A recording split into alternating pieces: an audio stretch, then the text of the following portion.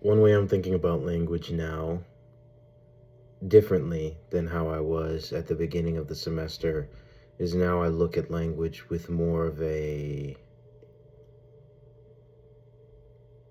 skeptical nature, in the sense of listening to people. It seems language is of course we know. I've known that already, that language is the means by which we communicate with one another, and I'm starting to realize it doesn't always seem like it's effective. If, especially this week, reading about Hitler and his use of his command of language, if an entire nation can be deceived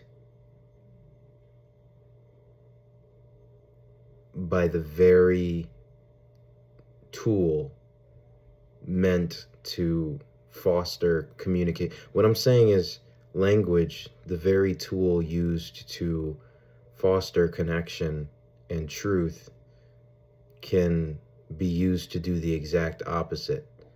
And I find it interesting that that is. And it's just been a bit more eye opening that language can most certainly be used to present ideas in a certain way to trick and confuse and manipulate people. And I knew that, but it seems like this class, that's what I got out of it. The fact that there's so many layers to it. It's nuanced. If you understand it, you can use it against people who may not have the same grasp of language, who can't wield it the same as you do. An entire nation just gave in to this guy. That's definitely confusing. Of course, there was also, you know, he didn't just immediately start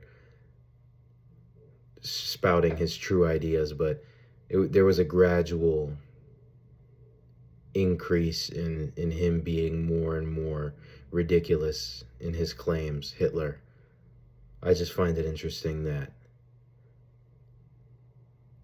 it's a tool supposed to unite, but it's like the Tower of Babel story.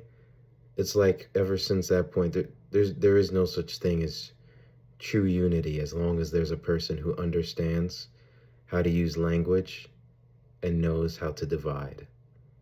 There's no way you're going to have true unity, at least not in this life, for as long as anyone can wield language.